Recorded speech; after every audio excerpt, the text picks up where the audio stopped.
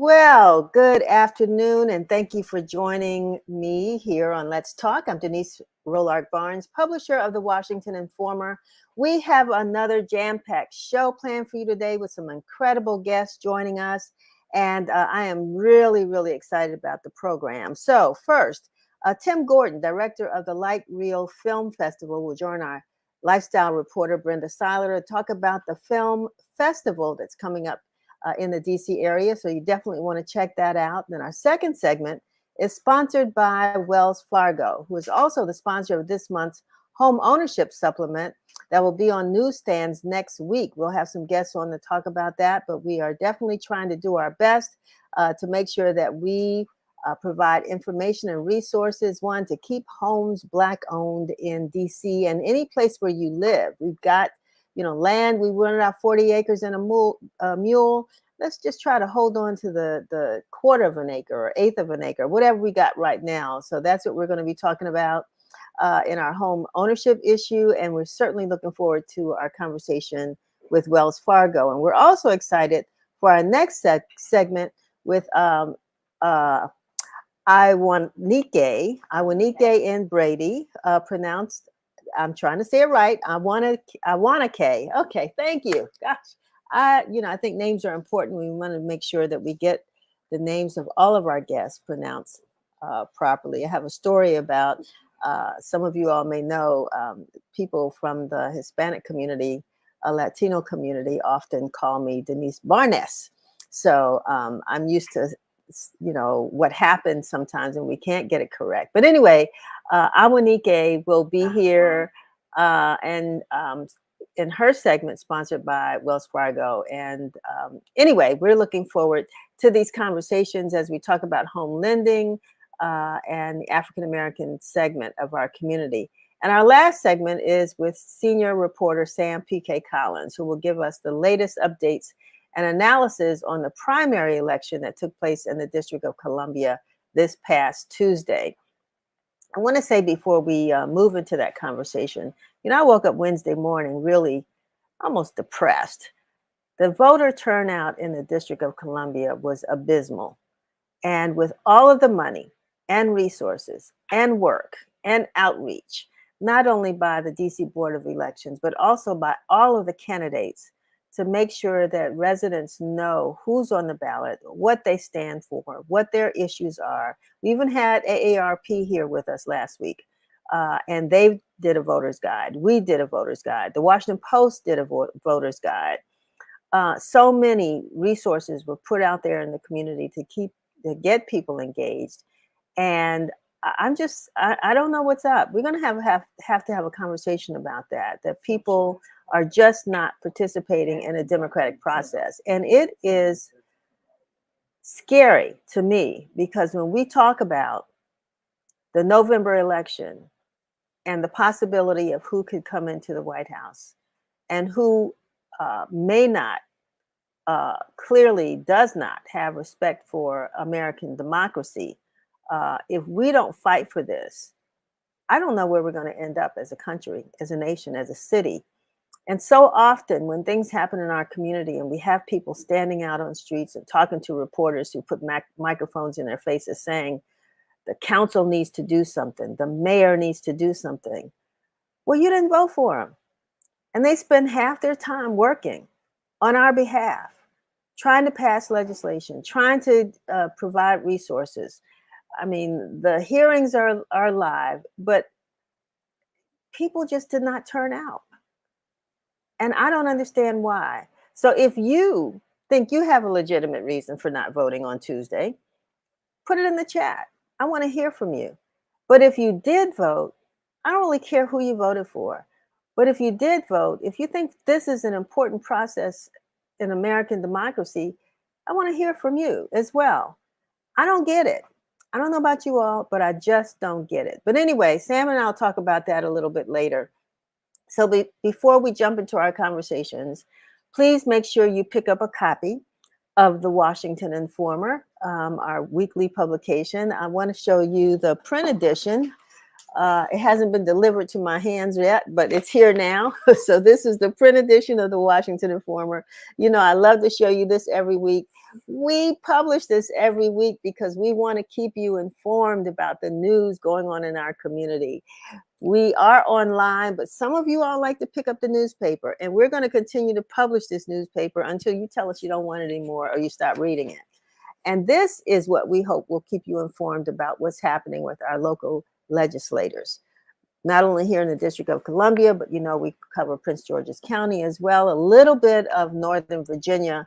And you need to pick up the paper, go through those pages, stay informed. That's our mission, stay informed. And if for some reason you don't get the print edition, you can always go online and get the digital edition there at washingtoninformer.com. Again, at our website at washingtoninformer.com. And we hope that when you go there, you will just, you know, a little box will pop up and it'll ask you to become a subscriber.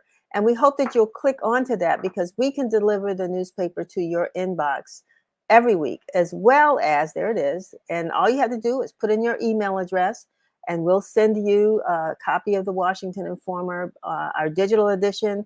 You can also get some of our other email newsletters. We publish one daily every day with the late breaking news, and Sam Collins is always on the case, as well as our other reporters, bringing you news that you might not get in other media. And so we hope that you will support us and subscribe. While tuning into the show today, I hope that you'll spread the word and share this broadcast on your social media platforms. You can follow us on Facebook, IG, X, TikTok, Threads, LinkedIn, and the YouTube. And be sure to subscribe to our YouTube channel. It's Washington Informer TV, no spaces, one word, Washington Informer TV, where you can watch some of our past episodes. So we certainly hope that you will follow us. We're still trying to get our following list on YouTube, our subscribers up to 1,000. It only takes one to get us up one more number. So go ahead and subscribe to our YouTube channel and help us to continue to do the work that we do to keep our community informed. So before we bring on Brenda Seiler with our first guest, Tim Gordon, director of the LightReel Film Festival, let's watch our weekly news broadcast by Curtis Knowles. This is Curtis Knowles with WIN TV News. The Catholic University of America, along with Rockville-based solar energy company Standard Solar, unveiled the city's largest brand new 25-acre solar array located at the university's West Campus on Monday. At the solar array's unveiling ceremony, representatives from the school, Standard Solar, and the Department of Energy spoke with community members. The previously undeveloped land will now hold 13,000 solar panels, which will be broken into 42 rows and will produce 7.5 megawatts, which is the equivalent of taking 1,500 cars off the road. They expect the solar array to be able to support around 1,200 households in the Northeast DC area. Standard Solar President and CEO Scott Wader said, quote, "What's unique about this array is the university gets benefits from it, but also the community can subscribe as well." DC voters are casting ballots in several primary contests on Tuesday, with issues such as crime and affordability at the top of everyone's minds. There are contested races for 4 DC council seats, and voters will also be deciding the city's Democratic nominee for president, as well as choosing nominees for DC's delegate and shadow representatives in Congress. Republicans in D.C. have already had their presidential primary to comply with party rules. However, there are still several Republican candidates running in district races in the primary. Polls open at 7 a.m. and are expected to close at 8 p.m. However, any voter in line by 8 p.m. will still be able to cast a ballot. With Father's Day around the corner, a new campaign aims to bring awareness to infant health and the critical role of raising children in the D.C. area. On Wednesday, the Greater D.C. Diaper Bank announced it plans to accept more than 300,000 Huggies diapers and the single largest diaper donation the bank has ever received. The Diaper Dues initiative, in partnership with Monumental Sports and Entertainment, had the Washington Wizards players and staff volunteering at the diaper drive, as they were present to help process donations on Wednesday, with Washington Wizards point guard Jared Butler being one of the few players to lend a hand by collecting and stacking hundreds of boxes of diapers at the warehouse in Silver Spring, Maryland. Liz Shrugan, executive director of the Greater DC Diaper Bank, said that the diaper need in the U.S. is growing. She commented saying, quote, "Thanks to a survey with the Diaper Bank Network, we now know that 1 in 2 families are in need of diapers, and that a clean baby is a healthy baby."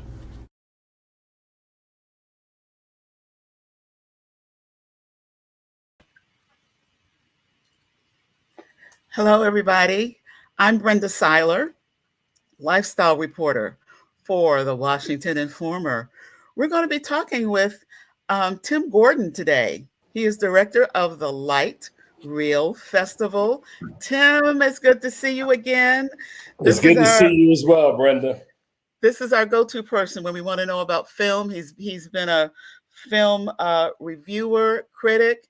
He's been involved in film festivals for many years, and he is now in the midst of the 5th annual Light Reel Festival. Tell us a little bit about that festival, Tim. And it's going on right now. It's going on. We're literally having it right now. So the 5th annual LightReel Film Festival started on Wednesday night. It ends tomorrow night. So we are over in Northeast DC at Union Market District.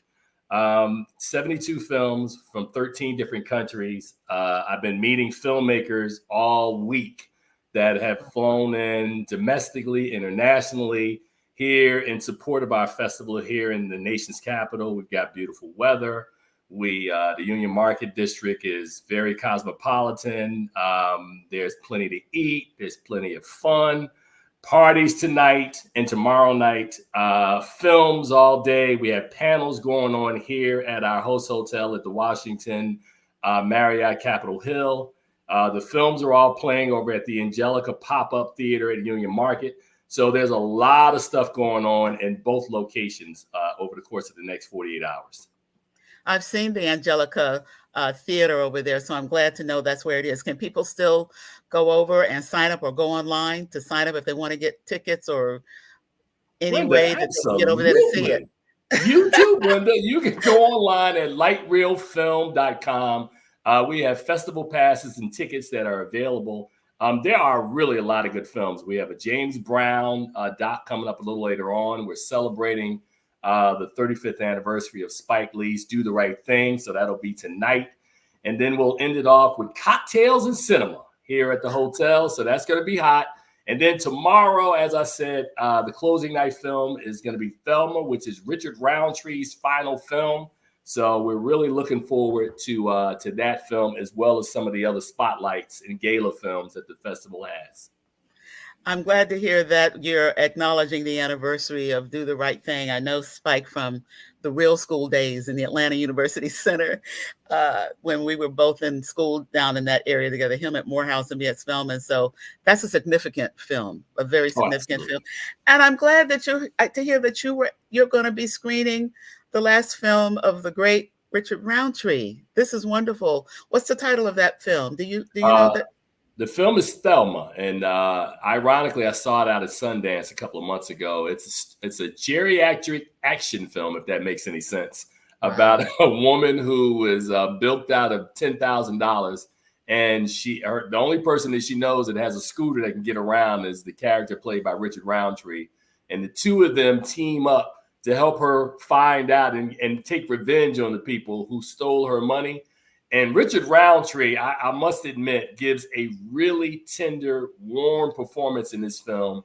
And I can't wait for audiences to get an opportunity to experience that film, but more specifically, his last work at our festival. Well, one of the things that I've learned through you and going to some of the workshops at film festivals that you've been involved in is there are different types of film festivals. Right. You know, people are hearing about Sundance, which you just alluded to, and Tribeca, I believe, is going on right now. Yep. Talk about the special uniqueness of the LightReel Film Festival and how it works. Very good question, Brenda. I think I tell people all the time that film festivals always take on the personality of the person that creates it, right? And I came into, this is our 5th year, so I come into this space with almost 30 years of having knowledge as a film critic. So I see film in a way that really appeals to me. And I have designed a festival that's the type of festival that's a snippet, a piece of TIFF, a piece of Sundance, a piece of this festival, a piece of that festival. And I try to look at the area as a Washingtonian. I'm not actually from here, but I've lived here for 40 years, so I understand the community and the sensibilities. And we took all that into account to design the festival experience here. Now, the thing that's interesting about LightReel is that I knew that we wanted to create a platform for independent filmmakers, but we also wanted to have people come in with films like a Thelma, or last night we screened Dandelion. So you have studio films that have opened and closed every festival. And we'll, like we talked about, do the right thing. So we may sprinkle in some films that people are familiar with, but it's really a platform for independent filmmakers, and specifically for filmmakers from Washington, D.C. So I want the festival to take on the personality that it becomes DC's film festival. And if you are a filmmaker, your film is always welcome at LightReel. So the personality of our festival is we want a film festival that is a wonderful platform. Filmmakers are to have a takeaway. They not just premiere and screen their films here, but they come here. We have panels. We have a filmmaker happy hour where we put the filmmakers together. We want them to meet each other. And in the future, we'll probably have more pitch sessions, financing sessions, and things that help them get their movies more expanded into the audience. Right. So I really am very passionate, if you can tell. That's why I said that's a good question, Brenda, because I've been speaking to filmmakers here a lot about my vision for what I want this film festival to be. Well, I want people to know that and consider that in terms of, we've got 2 more days of the film festival. And if you are someone that's interested in film, thinking that you want to make that trek to be a filmmaker, this is a learning opportunity. This is a professional development opportunity. So you need to go on and check this out. And I'm glad to hear that you say that you're trying to give exposure to filmmakers in the DC area.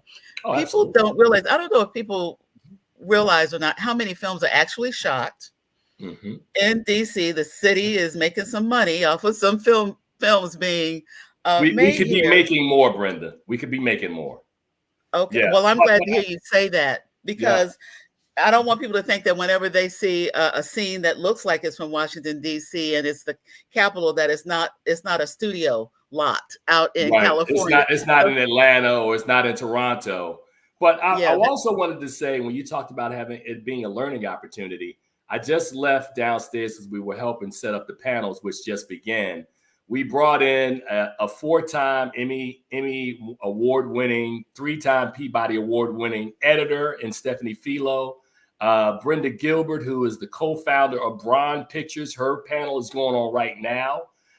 We have a makeup artist that we're bringing in who's a 2-time Emmy nominee. So when I meant it when I said that I wanted it. We want to represent not just Black excellence, but excellence in everything we do with this festival. And I'm always talking to the filmmakers, looking for ways that we can continue to enhance our programming, enhance the experience, and more. And we really need them to see the DC area. So next year, we're already partnered with Destination DC, but we want to create some tours so they can see the city and really feel the vibe of what Washington, DC is.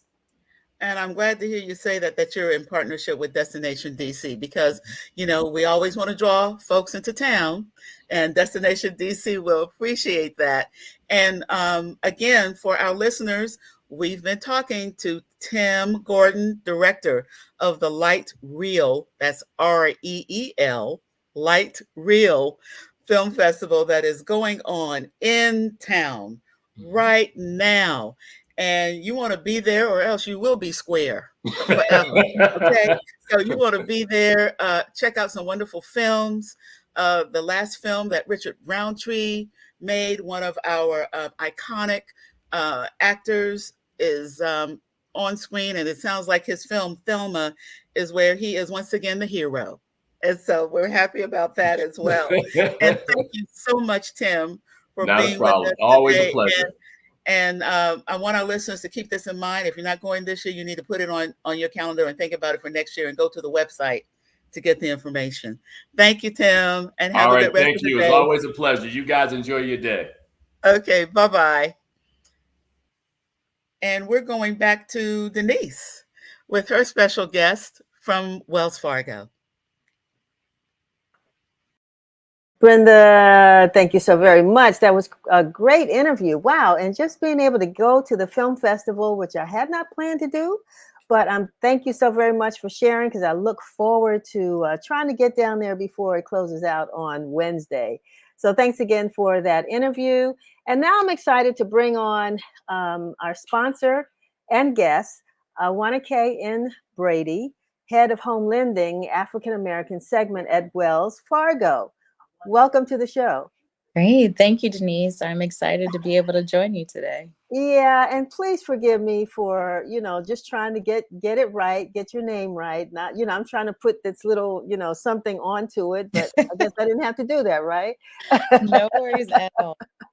Well, thanks again for joining us, and also for sponsoring our home ownership supplement that's coming out next week. As we all know, June is National Home Ownership Month, and the Washington Informer likes to do, or has been doing, a home ownership supplement probably for the last, 7 or 8 years. And we're always glad to partner with Wells Fargo on this. But tell me, why was this, important for you all to participate with and to sponsor as well? Yeah, absolutely. Within the work that I lead in mortgage, it's the critical work in advancing Black home ownership in an effort to close the racial wealth gap. And so we are thrilled to sponsor the supplements, and we have a longstanding relationship with the Washington Informer and are very committed to advancing home ownership, specifically Black home ownership. And the supplement is a great way to provide a resource that speaks to current housing issues. Industry leaders provide perspective. Your readers, right? They have access to educational tips and relevant products and programs. And so it's really the ability to provide this comprehensive guide. It's an opportunity for the community. It helps lays the groundwork to educate and start the conversations around home ownership. We were really pleased because Zerlene Hughes is a new member of our team, and she was actually responsible for working on this edition. And I think it's going to be really well received. But we're concerned because we keep hearing the statistics about, African American home ownership. We're trying to get to the point where folks can really say that we are making progress, and which is, where Wells Fargo comes in as far as the future of home ownership involving African Americans. What role do you see Wells Fargo playing in shaping that future? It's quite significant. I think it doesn't just start or stop with Wells Fargo. It's one of those things that it's going to take our collective housing industry to come together and create some solutions. One of the spaces that we're looking into is how can we provide products, programs, tools, and resources today? And that starts with education. And so I think the homeownership supplement is a great start to that. Additionally, we partner with industry groups such as Home for USA to provide housing workshops in and around the city. We certainly work with the National Bar Association to help support economic empowerment institutes. And we look at the full gamut of homeownership. It's not just coming into being a first-time home buyer or starting that homeownership journey, but it's also creating legacy and generational wealth. And so it doesn't just stop once you get into the home and you start your home ownership journey. It's really speaking to how do you protect your assets. So even through our wealth and investment management arm of Wells Fargo, we start talking about sustainability and how to transfer properties and create that legacy and that generational wealth. So also providing education around transfer wealth, estate planning, deeds and trusts, heirs properties, which is something that does play a big part into our communities and having that loss of wealth when families pass on or those homes are not transitioned from family member to family member. So for us, it's a way to create education and provide folks with the tools and resources at every step of their journey. When we were once doing, and we hope to come back and producing a newsletter, an e-newsletter called Our House, and focusing on keeping homes Black owned. And the focus initially was on Ward 7 and 8, but we decided to expand that. Now we've sort of suspended it for a minute. But one of the things that led us to do that was the whole issue of gentrification. Now, we don't really hear much about that anymore. And what we found as we were publishing this, that all of the issues that you just raised are the things that can be barriers or stand in the way of building, family or legacy wealth in our communities. And I'll just also say that it was just last evening, I was really excited to hear a friend of one of my sons who is approaching 40, who said to me, I have wasted so much money in my lifetime, his lifetime, but he's wasted so much money. And now he's really serious about, his money, his investments, what he does for his, to take care of his family. And so great thing for him as a young man, he did purchase a condominium. I'm not sure where that is right now, but there are a lot of young people in this community who are looking to purchase their first home. And so from your standpoint, Awanike, did I say it right that time? Awanike. What advice would you give to, that first time home buyer or home purchaser, and, the best way to kind of navigate the home buying process? Yeah, I think that's a space that you really need to surround yourself with trusted advisors, folks that really can be those subject matter experts. Our home mortgage consultants certainly lead in that space. And it's really about understanding your financial wherewithal. What are you able to afford when you go into the purchase process? What does that look like? And not just getting into the home, but staying in the home, being prepared for life's challenges that may come as you're getting into becoming a homeowner, and the upkeep and the maintenance. And it's really important to have all of that perspective when you start to go into sourcing or looking for a home. And you need to recognize that this is something that's attainable. This is something that you can achieve. You think about a lot of the myths that you hear out there around housing and home ownership, like that you need 20% down, which you don't. We certainly have products that are available that you could go as low as 3% down to get into. Wow. So our Dream Plan Home mortgage product does just that. And in addition to that, there's a lot of programs out there based on where you live, your municipality, your state, local, county government, and even with lenders that provide down payment assistance. And we have a Dream Plan Home closing cost credit that gives up to $5,000 to help bridge that gap on some of those one-time fees that come with the mortgage purchase. There's also the opportunity for grants. We have a home buyer access grant, especially within the Washington, D.C. area, that provides $10,000 that you don't have to repay. And these are things that you can layer and put together to help bridge the gap to the money that you may have to bring to the table. So it's really getting educated about the programs and the resources that are available in the community that you can take advantage of that will help you get closer to owning your first home. Well, it's really great to hear about so many of these initiatives that Wells Fargo has, and programs that will assist first-time home buyers, and I guess others who are seeking to purchase, a home. But you mentioned the importance of financial education, and a lot of people like that term better than financial literacy. So, and I do too. I like financial education better. And are you saying that Wells Fargo also has programs that will help enhance, I guess, the knowledge base of finances when it comes to your customers?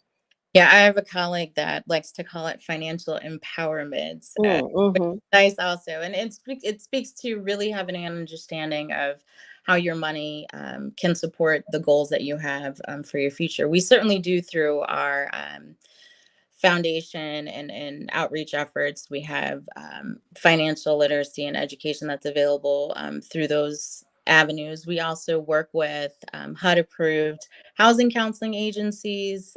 We have our teams in market that we work with. We have relationships that can help provide some of those opportunities to get education around how to manage your money. It could be as simple as how to balance a checkbook, to budgeting to financial investments in the stock market. So it really depends on where you are in that journey and how you'd like to leverage some of those services. So certainly any of our home mortgage consultants could help support getting folks in touch with the right people to help with their financial empowerment on their journey.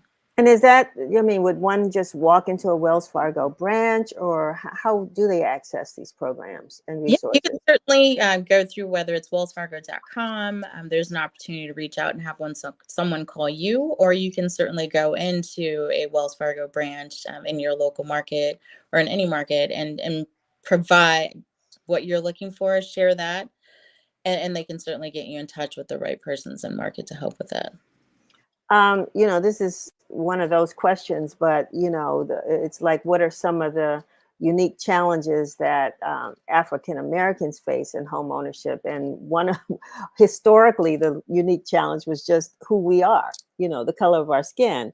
But today, I think Wells Fargo and others are trying to address those issues. But other than that, what are some of the unique challenges that you have observed in our community of folks trying to purchase a home? The biggest areas that we see, and data can show this, is really the down payment assistance and credit. These are our credit scoring and modeling and things of those nature have historically been a barrier to home ownership. And these are spaces that, as we can provide more education and more resources to certainly help bridge that gap, we're looking to support those efforts. Additionally, some other spaces, and it's been talked about quite a bit, is around increased diversity in the appraiser profession. That's a space that, when you start to talk about having equitable outcomes in home ownership, how our homes are valued, it is another space that could provide more equity in the home ownership process. And one of the things that we've done to increase diversity and reduce some of the barriers to entry is to create programs or participate in ways that we can help stand up programs to provide more diversity in the appraisal industry. And so we've partnered with the National Urban League and provided a $5 million grant to help create a diverse appraisers initiative to certify appraisers from historically underrepresented racial and ethnic backgrounds. And that's another space that we can certainly create new opportunities to grow Black home ownership through how we evaluate, add valuation to our homes. Yeah, I know we've done stories in the past about that, particularly, there's a big story here in Prince George's County where, folks really, I think rang the bell about what was happening. And we talked to some appraisers and one of the Black-owned appraising companies that really talked about one of the challenges being appraisers unable to work for as long as they do without, I guess, the apprentice program. Yes. Or something. So there's a period of time you have to work before you can even get paid, and a lot of us can't afford to do that. So I don't know if that's one of the, this funding that you providing, if it addresses that as well, or what specifically. Yeah, it creates a pathway for appraisers, and it is an apprenticeship to take on.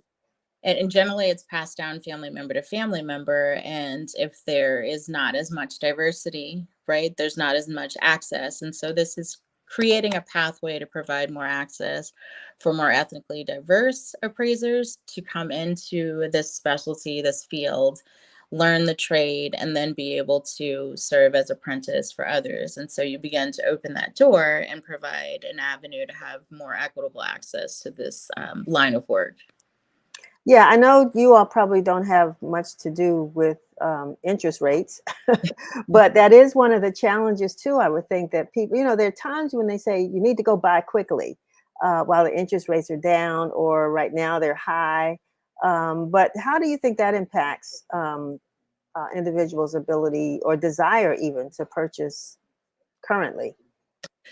There's a space where, and it comes back to affordability, Yeah. understanding where you're able to make your purchase decisions. I will tell you, when I talk to family members, My parents, for example, they're thinking 8%, right, is a great interest rate based on when they purchased during, their lifetime, their first home, which was in the double digits Oh for yeah, I remember. interest rates. And so it becomes all relative, but it comes back down to what is feasible for you at that time and makes sense within what your affordability is to make that purchase, regardless of the rates.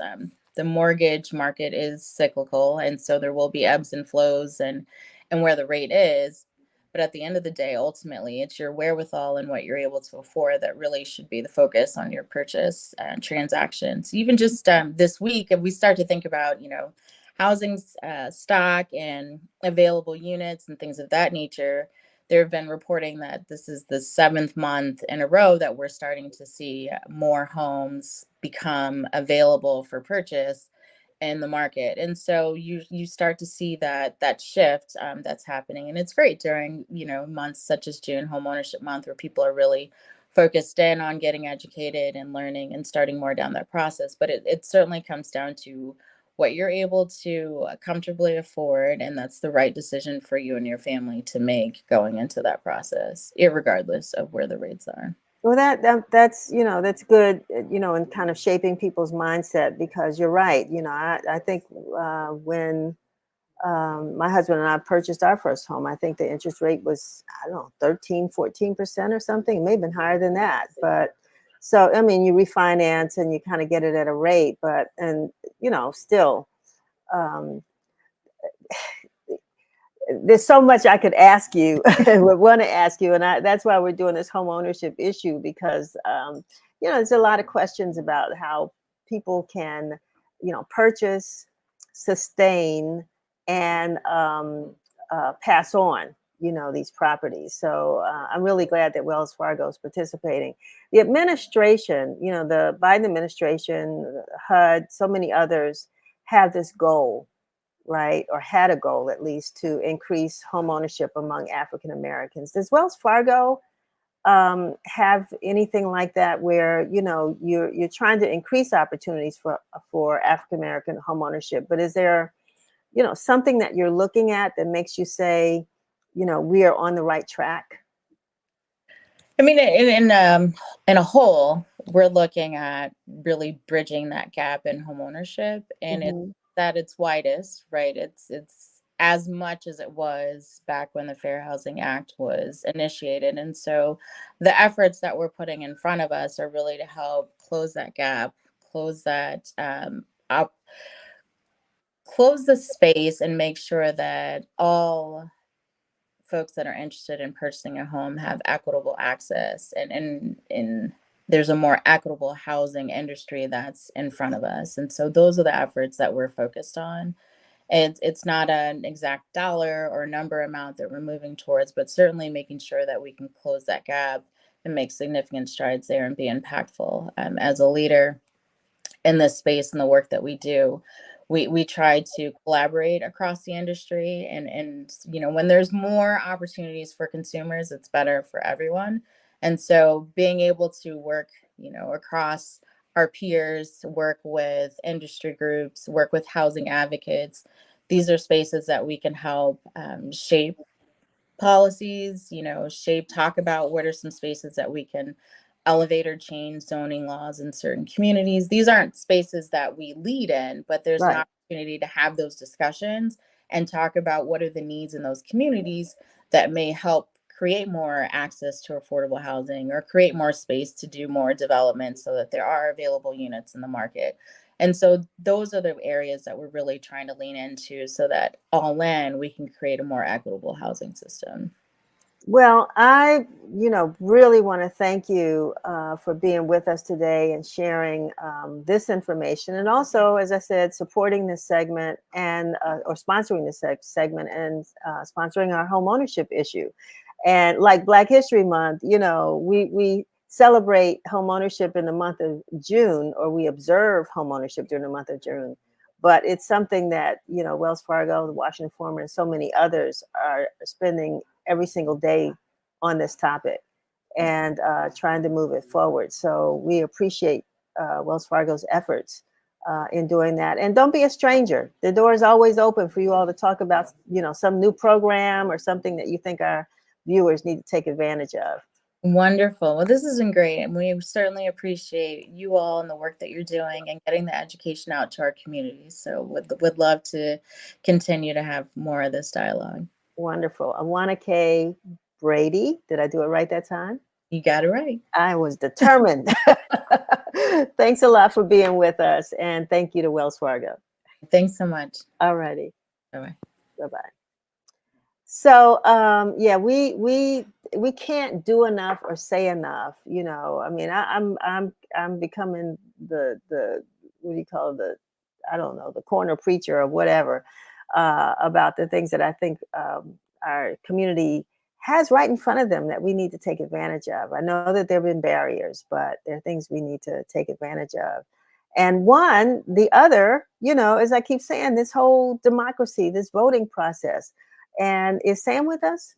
Yeah, I got to get Sam on here because, Sam P.K. Collins, who is our district reporter, who just finished chasing down Mayor Muriel Bowser to talk to her about some things, and was out there on Tuesday night, has been out there for weeks talking to the candidates. So I'm going to start with you, Sam. I mean, when you saw the results on Wednesday morning or even Tuesday night as you were putting your stories together, what were you thinking as it relates to voter turnout?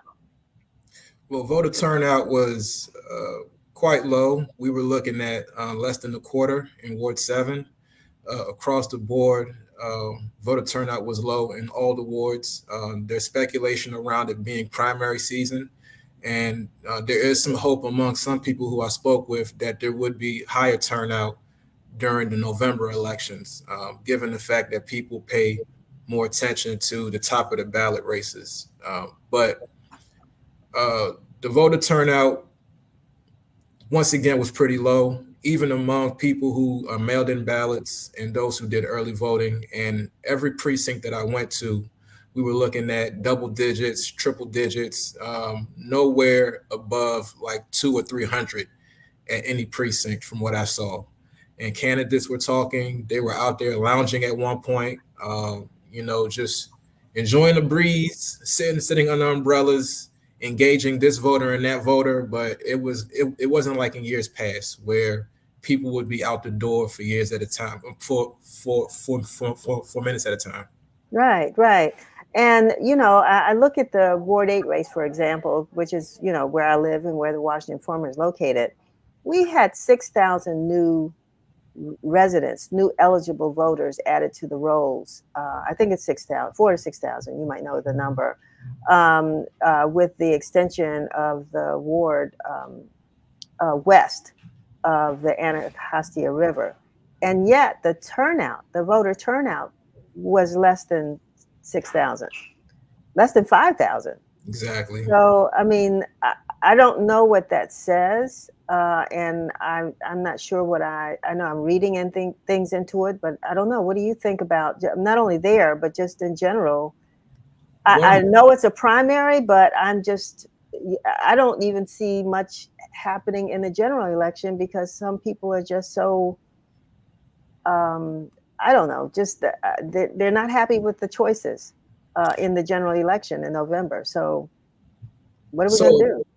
A portion of it is voter apathy. Another portion is that we currently have closed primaries. So DC's non-party voter population has been growing incrementally over the last few years. I did drop the numbers. I don't have them on me, but what I will say is that with the primaries being closed, a lot of non-party voters were not able to vote either Democrat or Republican, with the few Republicans that are in DC. But there is a ballot initiative that's currently making its way on the ballot come November that, depending on which way voters go, might not make the case anymore. So we did have voter apathy, but there's also a growing independent voter population in DC, which is why you might have seen low numbers this past Tuesday. Good point. Something I hadn't thought about, and I'm glad you brought that up. And as time goes on, we will want to talk more about this. Was it Initiative 83? Initiative 83, yes. So Yeah. ranked choice voting and open primaries, a very, very controversial idea, especially among DC's Democrats. The DC Democrat president, Charles Wilson, was at the Board of Elections around this time last year, if I recall correctly, as they were deliberating on whether to make it a ballot initiative. And one key provision or one key stipulation for it to be a ballot initiative is that the ballot initiative in question should not have an appropriation connected to it, meaning that it should not cost money, because it shouldn't be something that the DC Council has to deliberate on and allocate money to. And ironically, or not so ironically, at the beginning of the year, Chairman Mendelson and at-large council member Anita Bonds introduced legislation that would limit people's ability to introduce ballot initiatives. And I questioned Mendelson on this. He was very particular in saying that in no way was that legislation connected to Initiative 83, but at the same time, he did express his disdain for the ballot initiative. So Interesting. Yeah, I think we really need to dig a little bit deeper into this, because a lot of people, even when you study it and try to figure out, you know, what impact it has, it can be a bit confusing. So yeah, I want to talk. I don't want to do that today, but we can talk a little bit more as this initiative makes its way. But I do want to talk about some of the key races that you followed. I know Ward 7 was a hot one, and I don't think that the winner has been declared, or if they were declared, it was late yesterday or today. But let's talk about the Ward 7 race. Yeah, it's becoming more and more official. Last I checked on the DC BOE website, Board of Elections, which was this morning, it still said unofficial, but Wendell Felder is in the lead by 400 votes. Next in line is Ebony Payne from west of the river. Funny it is, they are in the same ANC.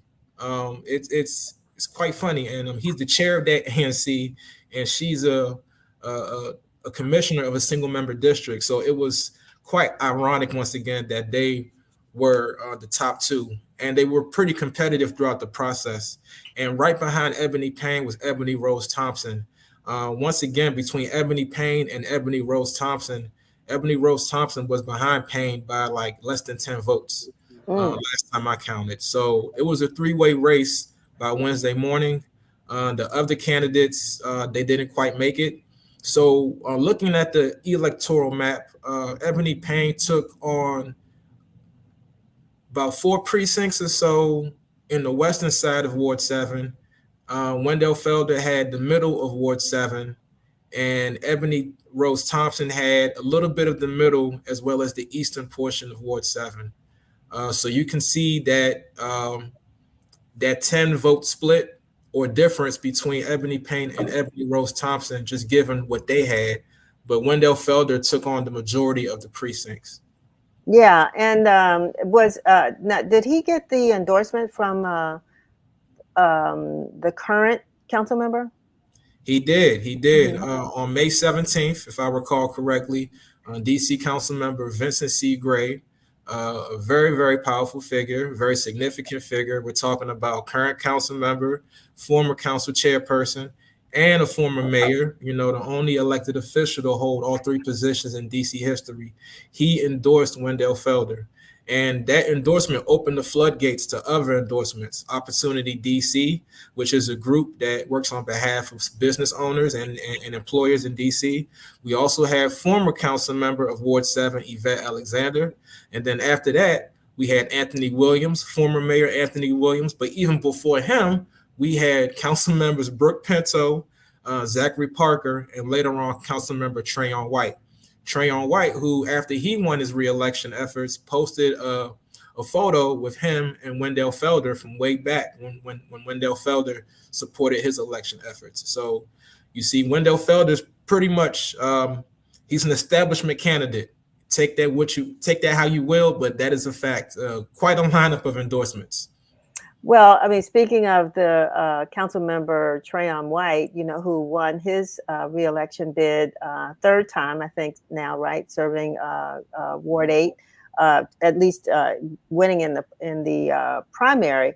But what do you think that this election had to say about, his continuation on the council and the candidates who opposed him, the two candidates who opposed him? Well, I'll say this, and I think the council member would agree because he said it himself on Tuesday night. The two challengers, Salim Adolfo and Rockman Branch, they gave him a lot of go. They, from the very start, starting with Adolfo, he jumped out the gate long before the council member had announced his intentions to run for re-election. We're talking about late 22. The ink from Mayor Bowser's general election win hadn't even dried yet before he announced. And then Rockman Branch jumped in, and then they hit the ground running pretty much. So in the end, it didn't take long with the counts. Around 8:15, 9 o'clock, we knew that Trayon White had it. He had 55% of the vote. Rockman Branch had, from what I recall, about 15 himself, and Salim had 20 or 25 or so. But overall, the council member had the majority. He had almost all of the precincts, and Rockman Branch had one precinct, which was to the west. Now, looking at the map, I'm not quite sure if that precinct is the one in Navy Yard. I'm going to have to get back to y'all on that, but Rockman Branch did command one precinct. Okay. And I mean, what would you say was probably the most unexpected outcome of this election? The most unexpected outcome of the election was the win being as decisive as it was. I think that given what residents have been saying for the last couple of years about their dissatisfaction with the council members' legislation or lack of legislation, the margin, some would have expected to be a bit closer. But as I have been gathering from voters on the streets, the reason why that we saw this result could in fact stem from the split between opposition. With two opponents in the mix, opposition's often split. And given Salim Adolfo's troubles with with Auditor Kathleen Patterson, that in turn might have turned some people off to him as well, which is why the council member, the incumbent, was able to come in strong.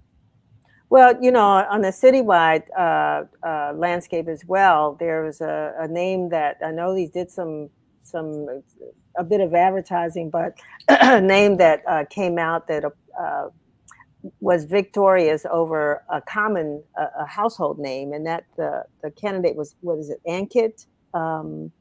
Yes. Who won? Talk about that race. So Ankit, he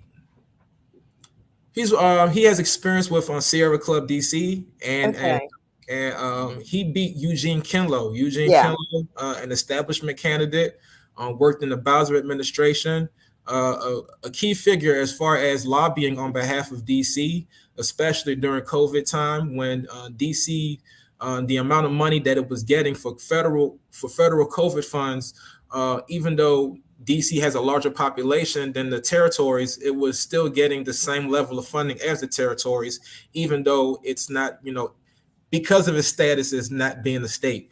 And Eugene Kinlow's job was to pretty much advocate on behalf of the district, on behalf of Bowser, to secure funds and to pretty much secure a lot of resources, in talking with Congress.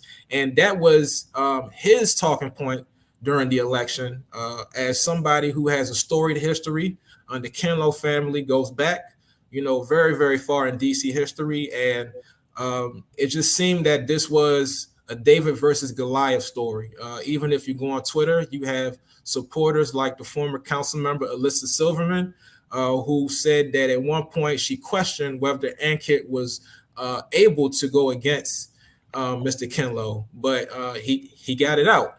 And if you see the electoral map, once again, with the precincts, the western part of the city, Ankit controlled, not the eastern, the western part, actually, he controlled, while Mr. Kinlow controlled the eastern part. So, once again, you can say there was a racial divide, a legacy Washingtonian versus transplant divide. But Ankit was very particular in his statement after he won about saying that he was ready to change the paradigm in DC as far as what he called a culture where only a few people benefited. I'm not exactly sure what that means, but I will say that there's something to look forward to with him being in his position. So we'll definitely see. Yeah, well, your colleague here at the Washington Informer, James Wright, just wrote that the Ankits win over Eugene Kinlow was a shocker. And for many, because like you said, he came from almost nowhere and was successful. So we'll be keeping our eyes on him a little bit more. Before we run out of time, though, I want to ask you, because you're on it, you're out there every day, getting these stories done. What are some of the things you're going to be keeping your eye on now as we move towards the November elections? What political developments or events that you think you'll be covering? For one, Initiative 83. I'm also going to be covering the local Democratic Party establishment's efforts to increase voter turnout. And I'm also going to be looking forward, as far as Ward 7 is concerned, about what to expect from upcoming council member Wendell Felder. So there's a lot to look forward as far as politics are concerned. But we are also in the middle of a budget season. The next vote, or the second vote's coming up on Tuesday the 11th. And then we also have the Budget Support Act, a lot to discuss around that. So we're still in the thick of that. You know, I'm so glad you mentioned that, Sam, because so many are impacted by this budget and, you know, are really keeping their eyes on it. So the fact that you're going to be doing the same thing and writing about that so that folks will know. I mean, no question, we have a deficit. You know, the city's experiencing a major deficit because of the loss of funds, trying to get folks into the downtown area, trying to figure out ways to generate revenue, but people are going to be impacted by this.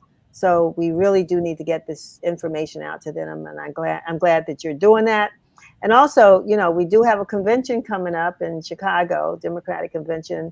I'm wondering what the DC State Democratic Party, what the issues are that they're going to put on the floor. Of course, statehood will probably continue to be that. But what are the issues that they're going to be taking to Chicago as well? So go ahead. Yeah, statehood is a very big one. And, you know, just given what has happened in Congress over the last 2 years, the most recent of which was the vote to knock down non-citizens voting. And then you had another law that concerned DC's ability to determine its public safety ecosystem. And even going back further than that, you had the revised Criminal Code Act that overcame a mayoral veto only to get struck down by Congress, and also that veto being signed into law by our very own president, the U.S. president, President Joe Biden. So, you know, come convention time, there's a lot to discuss in terms of that. You know, how is it that out-of-towners who know nothing about DC are able to come in and dictate what happens? And it just so happens that around the time of the convention, we have 2 recall campaigns that are already in full swing, that will continue to be in full swing. And these recall campaigns are being orchestrated by those who live in DC but are not of DC, particularly the recall campaign for DC Council Member Charles Allen. Interesting. Sam, thank you. Thank you for keeping your nose to the ground. Folks depend on the Collins Report, which we're talking about creating your own newsletter to get that information out to the readers. So make sure you get some rest over the weekend, because you just outlined a major agenda. So we want to make sure that you're ready to go. So thanks so much for joining us today. Thank you. Always a pleasure. All right. Likewise. Take care. Yes, ma'am.